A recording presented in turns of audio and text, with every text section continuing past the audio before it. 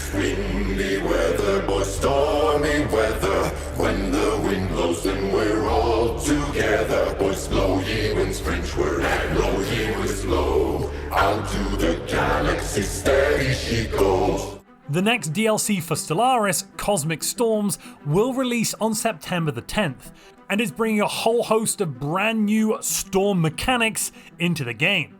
In this video, we're going to dive into what those new mechanics are, the new buildings and technologies, and what they're going to mean for your game. Let's find out whether they can huff and puff and blow your entire economy down. How are the new storm mechanics going to work in Stellaris? Well, let's just dive straight into that and find out. Storms will randomly start to spawn only a few years after the game has started, so we are going to have to deal with them right from the get-go. I'm a little concerned about that, but let's keep reading on. Each storm triggers a cooldown until the next natural storm can spawn. That will be adjustable in the game settings, so we can adjust how long between individual storm formations. There is a limit to how many storms can spawn naturally in the early, mid, and late game, again adjustable in the game settings. Those limits only apply to randomly spawned storms.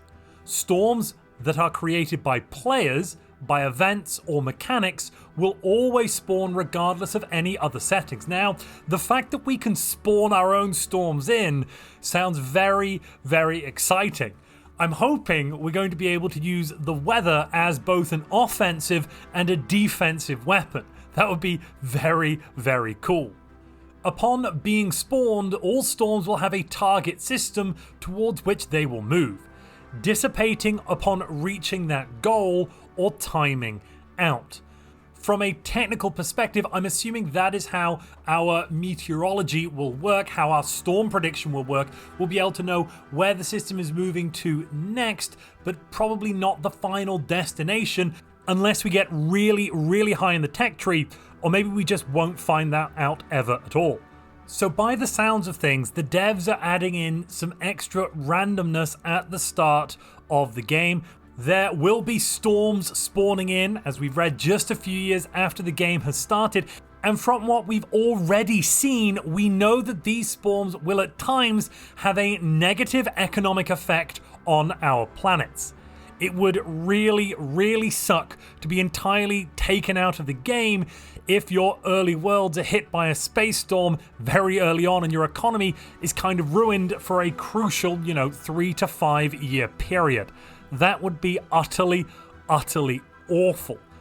On the other side of things, it sounds like in the mid-game and the late game, this could be really rather fun if you are able to weather, no pun intended, the storm on your economy, and you're able to utilize it from a military perspective, using some of its bonuses. We'll get to the effects of the storm in just a minute, but those are my initial thoughts on the storm mechanics and what they might be doing to our game. I've seen quite a few comments so far just after the announcement last week of the release date by people basically saying, yep, this is a DLC I'm going to be passing on, and I'll probably, even if I do get it, be turning it off. Mainly down to a dislike of the new storms, at least from the limited information we've been given so far. So what are these storms actually going to do? When they're in our galaxy, they will have an effect on all systems within their influence.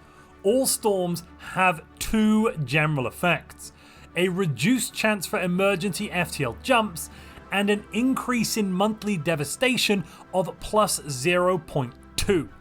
I don't know how long a storm will remain in a system for, but if it's there for a couple of years, we're looking at getting a few extra points of devastation added to all of our planets. That's going to be reducing our output by a few percent, and basically that's not very good. In addition to those base effects, we're also going to be getting unique effects. There are 8 different types of storms, each have their own unique effect. Let's now look at the first 6. First, we have an electric storm. This one has, honestly, a really, really good modifier. While the storm is in the system, you'll get plus 25% resources from jobs. That's awesome. I think I'd like this storm to arrive, please. You're also going to get a sublight speed increase of plus 100%, making surveying or just generally moving around much better.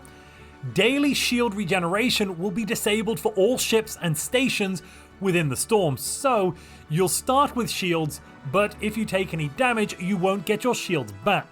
And talking of taking damage to shields, this storm will inflict 20 shield hit points of damage per month to ships and stations. So if you've got a very big station with lots of shields, it probably won't be too much of an issue, but corvettes will find that their shields are very quickly stripped away. Then we've got the Aftermath effect. Now this effect will affect any colony that the storm touched for up to 3 years afterwards. This one for Electric Storm is Charged Atmosphere. You get a massive reduction to your planetary build speed of between -25% and -60%. I don't know exactly what determines that variability there. I think possibly it's due to your storm resistance or storm shielding. We'll be looking at that a little bit later. Or maybe it's down to how powerful the storm is. I really don't know. We're also going to get a lovely +10 to +30% energy credits from jobs. So far, this is definitely my favorite storm, and I think I'd like it to spawn in year 5 on my capital. Yes, please. The particle storm does not help us out on the planet whatsoever. It is going to disable daily hull, daily armor, and daily shield regen for all ships and stations that it affects. That's very not good. It will also inflict 20 damage per month to ships and stations with more than 20% hull points. So it will never destroy your ship, but it will reduce them in HP. It will strip away their shields, their armor, and take off their hull until there's only 20% left, leaving you very vulnerable to attack and very unable to defend yourself. You'll also gain 2 unity from ships at 20% hull points or less, so if you let your ships get stripped down by this storm, you'll get some quite nice unity bonuses. I tell you what, it might be a reasonable idea to build a bunch of empty corvettes at like 70-60 alloys apiece with no armor, no shields, no weapons, and let them fall down to their 20% hull points just to rack up that +2 unity per ship. Early on in the game, that would be very nice if you could be getting, 20 or 40 unity just by spending 700 or 800 alloys. Wow. Your ship upkeep will be going up by +50% as well for any ship stationed here. Basically, try to keep your ships out of this storm is what I'm reading. In the Aftermath, you'll get a whopping -40 to -60% mechanical pop assembly speed, so robot nations should beware. You'll also get a nasty -10 to -30% minerals from jobs reduction, but all of your pops will start producing volatile motes between 0.02 and 0.06 per pop per month, which I guess is nice, but I don't think it's really worth those debuffs. And if you're enjoying this video, please buff it and blow that like button. A gravity storm is meant to have something to do with gravitational waves, I believe, though I'm not entirely sure what this means in the real world. So far, electric and particle storm I could definitely get on board with. This is a little bit out there. We're kind of moving from science fiction to science fantasy a little bit, but I think it's still fun. But what does it do? Well, we're going to get a massive increase of +50% to our enforcers, synapse drones, and entertainers. Now, they've specifically noted resources from entertainers here, but haven't noted that for enforcers or synapse drones. Possibly the enforcers will be better at enforcing and reducing crime, though I doubt it. Usually these bonuses are only ever to resource output. I think the Synapse drone increase is great. The Enforcer increase to output and the Entertainer increase is not really worth it. If a colony's owner is not a Gestalt consciousness empire, your farmers, miners, and techs are going to get +1 consumer goods upkeep. If they are a Gestalt consciousness, you're going to get +1 energy credit upkeep. That increase to consumer goods could be devastating for an early or even mid-game economy. Ow, that's really nasty. Though the energy credit increase for Gestalts, I think they could just swallow that. That's not too bad. Wow, that consumer goods upkeep increase, very nasty. Your entire economy could almost certainly collapse under the weight of that enormity. You will get a fleet modifier of +60% emergency FTL damage risk. That's the same as everything. and then minus 2.5% ship's weapons damage per ship size. So if you are a battleship, you'll get minus 10%, but if you're a corvette, only minus 2.5%. I guess that means corvette spam if you're inside of a gravity storm, I suppose. In terms of the aftermath, the gravitational flux, which is applied for 3 years, massively increases your building and district cost. Wow, that is nasty, almost doubling it at the highest extent. But you will get more Unity from your Synapse drones. I'm assuming that this will also be boosting our Unity output of Unity workers, bureaucrats, and priests if you weren't a Gestalt consciousness. If that's the case, then maybe this is a bit better. But a little bit concerned about the Gravity Storm. Next up, we have Magnetic Storm. Now, I'm a little bit... we're definitely in the science fantasy here, or they've kind of labeled two storms that are kind of the same as two different things. So the Electric Storm is about electromagnetic fields, and the Magnetic Storm is about magnetic fields, but a moving... if you move an electric field, it becomes a magnetic field. Let's not get into the physics of this specifically, but yeah, a little bit interesting on these ones. Cool. The ship build speed will be reduced by 50% for any systems affected. You'll get a massive reduction to foundry drone upkeep, so your alloy upkeep goes basically to nothing, minus 200%. You'll get minus 50% planetary build speed, that's nasty, plus 100% station upkeep as well. That's not so bad. That's just a doubling of your energy usage on station, so probably not terrible. Your ship upkeep will also be doubling. Okay, that is terrible. You really don't want your ship upkeep doubling. Ouch. Then in the aftermath, you'll still get a reduction to alloy drones, foundry drones, minus 10 to minus 30%. Very nice, but a small reduction to planetary build speed. That minus 200% alloy upkeep is really cool. While the storm is there, you're basically going to not be using minerals at all, or food if you've got catalytic running, to make all of your alloys. Lovely. A radiant storm is, I believe, some sort of photon storm. I'm not quite sure. The flavor text here basically talks about stars being more radiant, giving unprecedented flares, but of course if they're giving flares, that means we've got a particle storm, but let's not get into that. Anywho, and also actually an electromagnetic storm too, but it's fine. It's fine. What are we getting here? Plus 200% mining station output and plus 200% research station output. Very, very cool. A massive increase to emergency FTL damage risks, same as normal. And then afterwards, we'll get the radioactive lockdown. Oh, goodness me, this is really nasty. Minus 40 to minus 60% pop growth speed. Oh gosh, that's diabolical, especially early in the game. Plus 10 to plus 30% pop amenities usage, again, utterly diabolical. Thank goodness this only lasts for 3 years. And then, as if to kind of slap a band-aid on a broken arm, plus 20 to plus 40% defense army damage output. Yay, my discs will be better.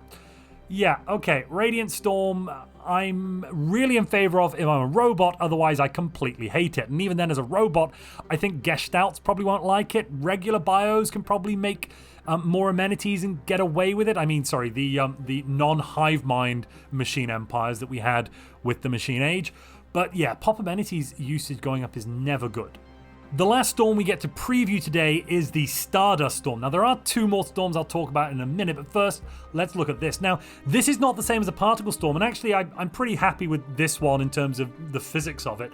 A Stardust Storm is basically a dust storm. We're talking about fine particles, not actual particles. We're not talking protons and neutrons. We're talking, grains of sand size, very small particles, bits of dust, bits of things that have coagulated together. Eventually they would form something like a planet or an asteroid belt or a star, but right now it's more of a storm.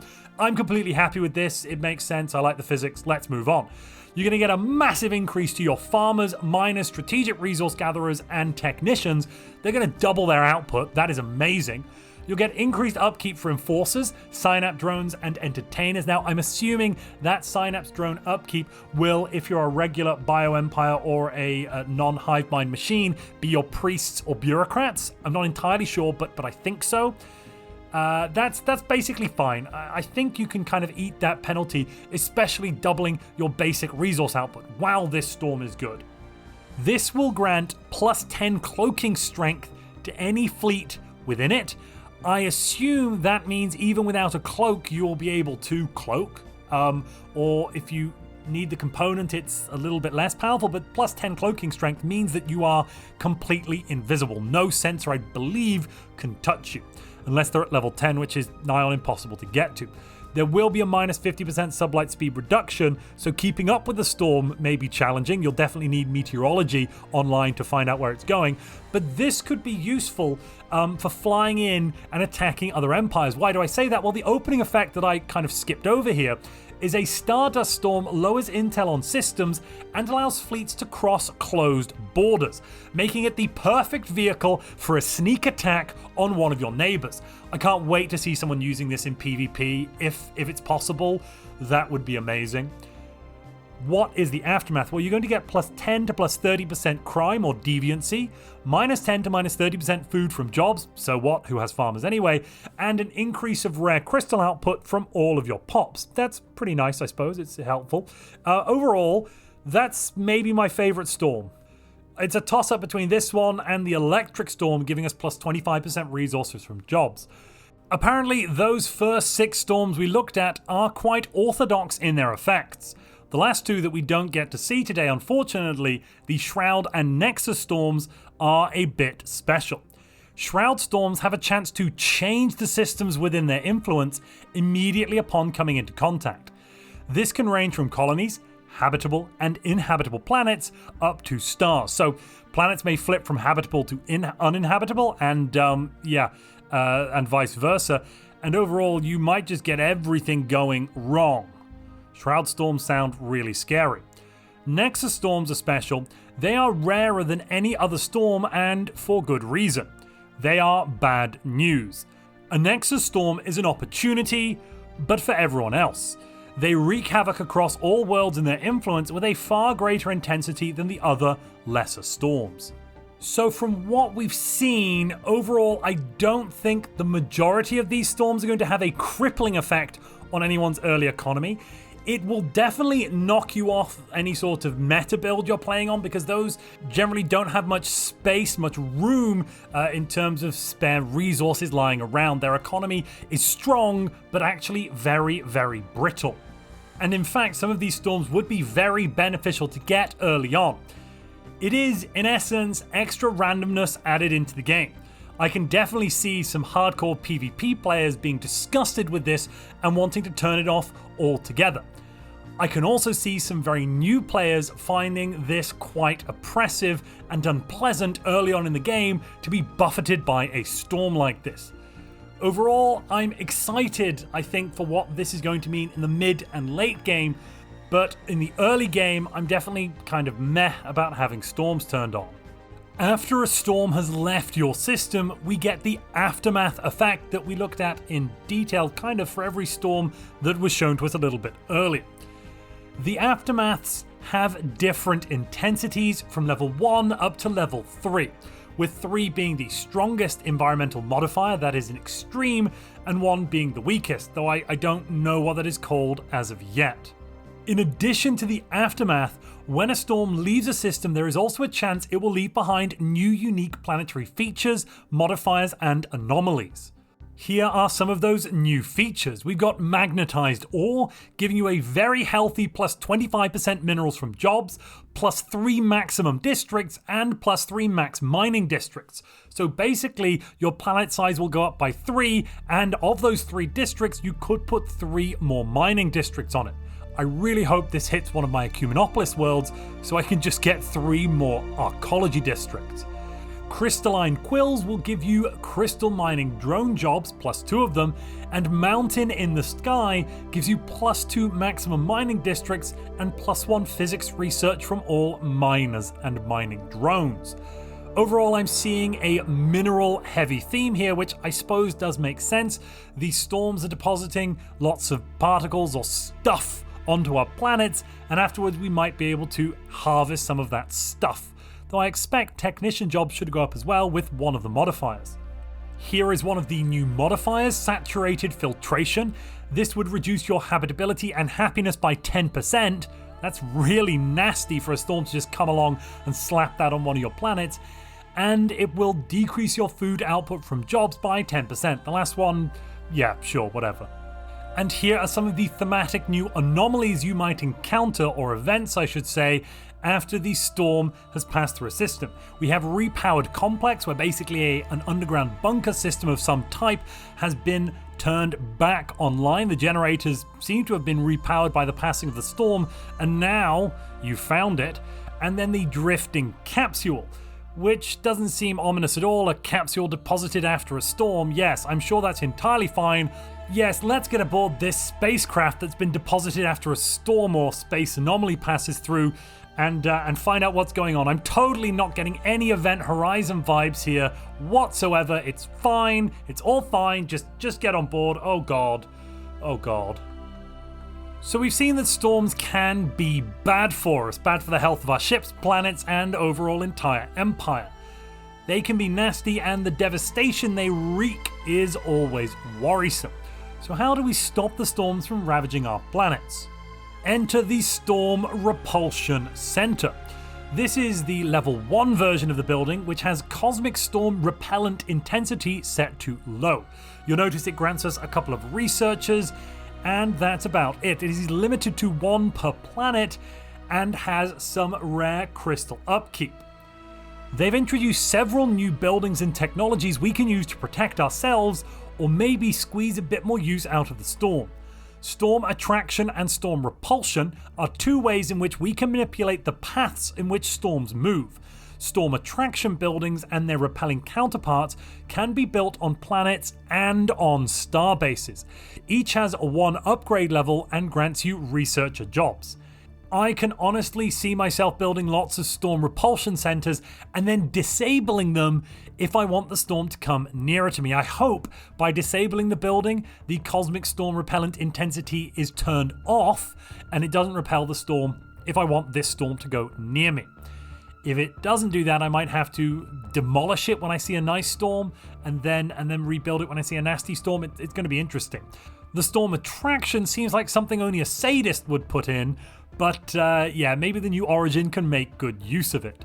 Or possibly we could pop that on one of our frontier worlds next to the enemy, hopefully disrupting their economy whilst not really bothering our minor little fortress world that we have on the border. In addition to those buildings, we can build the Storm Relief Center. This will reduce some of the effects of the storm and also buff our base resource output while a storm is affecting the planet. This would pair quite nicely with Storm Attraction then. Should you be able to convince the galactic community to pass a few storm-related resolutions, those bonuses will become even more powerful. So this is going to grant us some maintenance drones. I suppose if we're a regular bio or non-hive machine, that may be clerks, hard to know. And it will reduce the negative effects from storms that affect planet production by 25%. On top of that, whenever a storm is present, we'll get +1 mineral, food, and energy credit output. That is base output, so that is further modified by any bonuses we might have. If this has another level of upgrade, and I'm hoping it does, that would mean that we can actually benefit from storms and hopefully kind of ignore the worst aspects of them. If you have a Storm Relief Center, you'll also have the option of Hunkering Down. This is a new planetary decision which will reduce your devastation gain and reduce some of the storm's impact. It doubles the effectiveness of the Storm Relief Center and Storm Nullifier. We have not heard about the Storm Nullifier yet. I'm very interested to find out what that is, but I assume it stops the storm from doing anything whatsoever, I'm guessing. As we encounter cosmic storms, we will also of course be getting new technologies which are intended to reduce some of the negative effects that these storms have on our economy and on our ships. One example is this storm dampening generators. Negative effects from cosmic storms on ship defenses will be reduced by -50%. This is a tier 1 technology. I assume there is at least one more tier of this, possibly 2, bringing us up to, at the maximum, I'm hoping -100% to the negative effects. So if we get enough technology, we can entirely ignore storms. As a final line of defense, planetary shield generators will work to reduce the devastation you gain from storms by -50%. That is very, very useful. I think the other traditions will not be working like that, but thankfully we will be getting planetary shield generators to reduce devastation. Overall, the devs believe a prepared player will have many options of avoiding the worst of the storm effects, unless you get hit with it right at the start of the game, while benefiting from the opportunities that they offer, using them to tip the scales between themselves and their enemies. Yeah, I mean, it looks interesting. I am definitely not massively excited for this RNG dump that I think we're going to be getting, but I haven't tried it yet. I can't offer an overall opinion until I've actually tried it out and I know what it feels like to get hit with a storm at the very start of my game. We are getting prediction technology as well, and that will come with a brand new map mode. Here you can see the weather map mode. Once you've researched the necessary technologies, you'll be able to use this map mode to get a good overview of both storm attraction and repulsion, as well as the paths already existing storms will be taking. As you can see, there's some arrows. I'm also seeing what looks like some red areas. Maybe that's repulsion, though it could possibly be attraction. I really don't know. The devs note that they are sure that knowing where a storm that grants cloaking to all ships within will move is something no player will abuse. Yes, as I said before, I can't wait for the PvP scene to get a hold of that little monster. Let me know what you think of all of these brand new storm mechanics down in the comments below. I'd love to hear your opinions. And if you'd like to find out more about the brand new DLC, the Origin, the new civics we're getting, click the video on screen now.